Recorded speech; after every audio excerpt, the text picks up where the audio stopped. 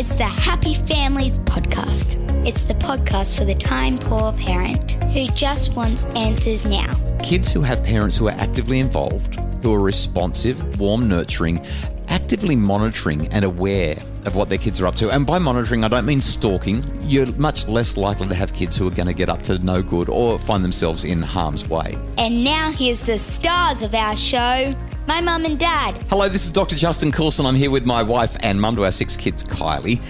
There's a new show on Netflix, Kylie, that everybody is talking about. We haven't had a chance to watch it properly yet, but I've watched a bit of the trailer and I can't wait to get into it with the kids. The show is called Old Enough. In Japan, it would be called My First Errand. And the premise of the show is that, and it's been going for like 20 or 30 years in Japan. It's only just arrived on Netflix, but it's been going for decades in Japan. 今日は何やってらっしゃるんですか？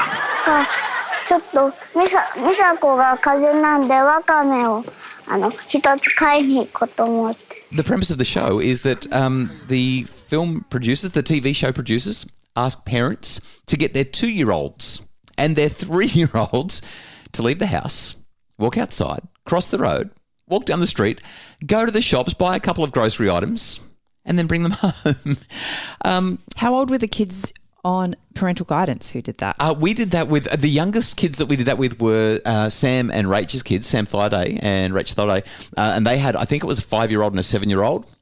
And Sam and Rach were freaking out. But even the parents of older kids were a little nervous about sending the kids down the road to the shops, even if it was only a few hundred metres to buy the groceries or to pick up a litre of milk or whatever. And that's what this whole show is all about. And apparently 2 and 3-year-olds. 2 and 3-year-olds. It's adorable. It's absolutely adorable. So I thought... So I wasn't 2 or 3, but I remember as a 5-year-old walking around the block to the corner store to pick up milk or cream for mum, at dinner time. That was pretty young. Funny you say that. I remember when I was about 6 years old, maybe 7, my parents had bought me this brilliant red BMX bike. I was so proud of I think it was like BMX 3000 or something like that. And my grandma lived in Auburn. For those of you who are familiar with Sydney, Auburn today is a very different place to what it was in the 1970s, 1980s when I was riding my bike up and down Cardigan Street. But I was asked, my nan would give me a $5 note and say, Justin, I want you to go up to the corner store, which was it was 4 or 5 blocks away. And I would ride my push bike along the footpath to the corner store where I buy her a packet of Winfield Reds. For those people who don't know what Winfield Reds are, because you're that young, Winnie Reds were the cigarettes of choice for my grandma, or some, Benson and Hedges, Extra Mild, whatever it was.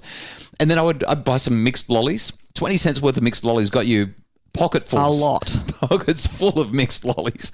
And I would do that every other day. Not even, Nan didn't ever think that there could be anything wrong with doing that. This was in the early 1980s. Can you imagine doing that today? No, well, even just thinking about a 5-year-old walking to the corner store. In fact, just thinking, extending this, we've been living in this Airbnb while we've been trying to move house from Brisbane to the coast, literally 250 metres from the nearby Coles. Got to cross 2 busy streets to get there. And our 11-year-old has been in heaven because we've been flicking to the credit card and saying, go get the groceries for tonight. Here's what's on the list. She's loved it. But have you ever sent the 11-year-old with a 7-year-old? No way. That's what I'm saying, right? That's what I'm saying. So here we've got this TV show built on the premise that you can send 2 and 3-year-olds to the shops or to wherever to run an errand. Now, obviously, there's some cultural realities here. Australia, or if you're in New Zealand or the US and you're listening to us now, the UK, our Western nations are not structured the same way culturally as Japan.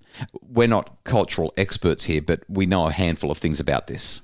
Well, a few of the things that really stood out to me was that Japanese children are actually encouraged to say hello. There's a special greeting that they give as they walk past people. They're encouraged to say hello to strangers. Right, so they actively discourage the concept of stranger danger. And what I also am aware of, because I've got a brother who lived in Japan for about a year or so, is there's an expectation that when children are on the street alone, that all of the adults around them are going to act as shepherds or chaperones. They're going to keep an eye on them, and there's like a community expectation. I don't know if this is nationwide, but it's certainly what my brother Tim experienced, where they're looking out for the kids.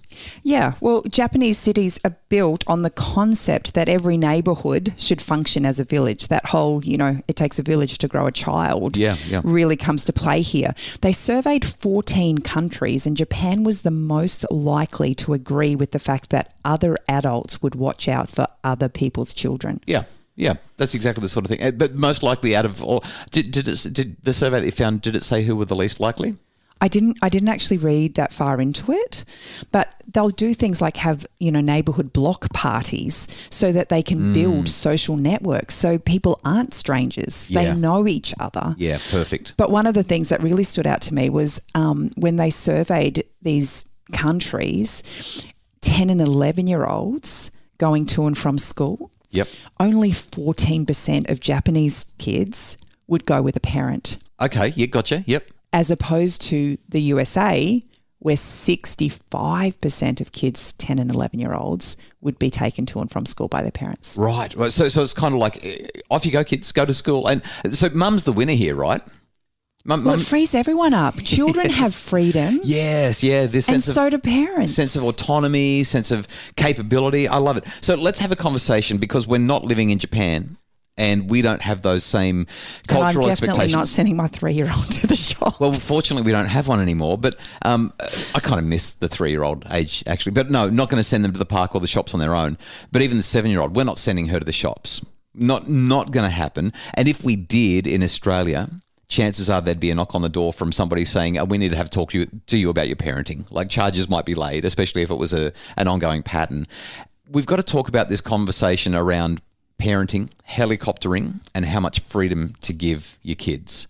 So there are laws in Australia that indicate, and I'm going to speak generally rather than getting into the nitty-gritty, that parents must provide adequate care, supervision and protection of their children. And if they don't, there will be intervention by the authorities. So if you were to let your 3, 4, 5, 6 or 7-year-old to go to the shop alone, chances are that would happen, depending on where you are. I reckon in some places you could send your 5, 6 or 7-year-old off to the shops, but most places not even going to happen. Not a chance. So how do we help our kids to develop freedom? How much freedom should we give them? When and where? And what are the benefits of doing this? We'll answer those questions and more right after the break. The 21st century is a tricky time to be a teen girl.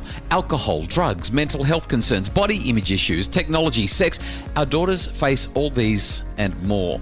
The Happy Families Misconnection Summit brings together the best modern-day experts on teen girls to show you how to stay connected with your daughter and help her face these challenges head-on. Available online via video at the Happy Families webshop. It's the Happy Families podcast, the podcast for the time-poor parent who just wants answers now. I'm really curious about this because obviously I have a really strong preference that I'm not about to send my 7-year-old to the shops on her own. Yeah. But there's also this intrigue around the idea of allowing our children enough autonomy for them to grow and to learn in a safe environment. So let's talk about these advantages. Research shows that when we hover over our children, when we become helicopter parents, when we make decisions for them and don't give them the scope to experience that freedom, the volition, the autonomy, what happens is a couple of things. Number one, they don't develop competence. Like as parents, our job is to effectively make ourselves redundant in so many roles when it comes to raising children. We don't want to continue to have to help them to cross the road or get to school or whatever it happens to be as they get older. We want them to figure out how to do these things on their own.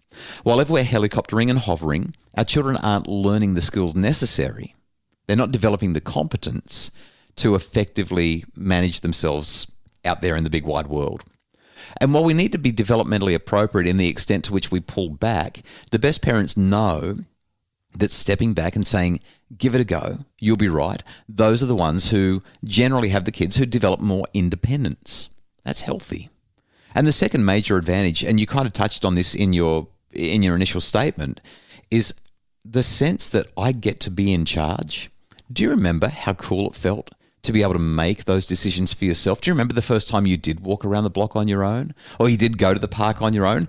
You feel like you're a big person. And that's so important from a self-efficacy perspective.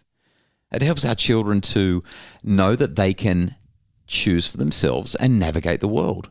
Big, big wins. So I'm wondering, how do we work out, because each child's different. So just because my 11-year-old is quite capable and competent of walking 250 metres down the road to the shops doesn't mean that another 11-year-old would be in that place. So as parents, how do we actually navigate that? How do we work out without having some arbitrary number placed in front of us? We can't put a number on it, and it depends on what you're asking them to do or what the children are asking to do. I love the story from Lenore Skenazy, the founder of the Free Range Kids movement, she was a journalist, she lives in New York City, had 2 sons. Her 9-year-old said to her, "Mum, I want to catch the subway home on my own." It's only 2 stops, but we've been on the New York subway. I'm not letting my 9-year-old catch the subway on his or her own. It's a pretty intimidating place. But again, we're talking culturally, right? So this child has been brought up on the subway all the time. It's familiar territory to them. Precisely. But Lenore didn't just say, "Sure, kiddo, away you go." Her and her husband sat down and said, "Well, that sounds like a pretty big deal, but we are excited that you wanted to." Actually, they weren't excited. Her heart was pounding. But they talked about getting on at this stop, getting off at that stop. Here's the money. Here's what you do if you get stuck. Here's who you go to for help. They walked him through the whole thing, pre-armed him ahead of time, and then said, "Okay, so let's do it this Sunday morning or this weekend or whatever it is." She wrote the article after it had happened, and it was published in one of the papers in the New York area, and she became a global sensation known as the world's worst mum for letting her 9-year-old do that. So clearly, in Japan, it wouldn't be seen as such a bad thing, but in the United States, and I guess in Australia as well. 65% of 10-year-olds that's exactly still getting a ride with mum and dad. But I think the critical thing here is her son said, "Can I?" And as parents, when our kids ask us if they can, to the extent that it's possible, we want to say yes. So what about the parent who's going, "Okay, my 10-year-old's come and he's asked me to do this. If I let him do that, what's going to be the next thing he's going to ask? And do I find myself providing him with freedoms that are just more and more uncomfortable and unsafe?" Yeah, because there is that risk if we're not involved in their lives enough, if we're not monitoring, if they're just out there roaming the streets, they're going to become juvenile delinquents. Again, when we look at what research shows, the kids who have parents who are actively involved, who are responsive, warm, nurturing, who are actively monitoring and aware of what their kids are up to. And by monitoring, I don't mean stalking, looking over the kid's shoulder saying, "What are you doing now? Where are you going?" I mean monitoring as in, I know you said that you wanted to go for a play down at the park. Who are you going to be with? What are you going to be doing? When will you be home? How can I contact you? What will you do if there's a problem? That kind of thing. You're much less likely to have kids who are going to get up to no good or find themselves in harm's way. It's true, of course, that sometimes some kids will use that freedom to push the boundaries, but the majority of them won't. The majority of them will appreciate the trust because we have that higher level of involvement as well. Now, it's not helicoptering, it's involvement, and that's the critical word. I'm thinking now about, back in the day, our parents didn't have mobile phones. No. Literally, we went off to the shops and they just had to hope and pray that we were going to come back. Our kids now pretty much will leave our front door with a mobile phone. We have tracking apps that we can kind of track where they are at all times. We can ring them on a whim. We have so much more convenience at our fingertips to allow our kids to have freedoms that we clearly had when we were younger, but the stress levels of our parents would have been significantly more. Sometimes people will say, "But what if something happens?" Surely you can't let them go and do that, because what if something happens? But you could ask that about anything. Should we go in the car today? I mean, what if something happens? Should we catch that aeroplane and have that holiday we've been waiting for a couple of years because of COVID, now that we've got borders open again? What if something happens? Should I go surfing? Should I go for that bike ride? Should I... It doesn't matter what you choose, something might happen. And if we live into that, it's an unhealthy way to live.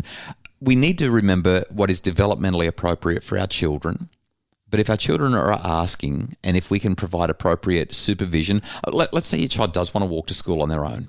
Maybe for the first 2 weeks you let them, but you walk 50 metres behind them or 100 metres behind them, and just make sure that they can cross the road safely. Maybe you actually let them decide when it's time to cross the road while you're standing beside them for the first 5 times. And as they've proven it, then you can stand 10 metres back and give them just enough rope so that they feel like they're acting independently. It's how we raise independent, competent children. And I reckon this TV show is great for encouraging parents to start to consider what they can do to help their children manage their own risks and grow up to be more capable as a result.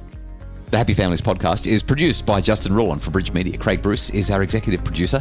If you want more info about how to make your family happier, please visit us at happyfamilies.com.au.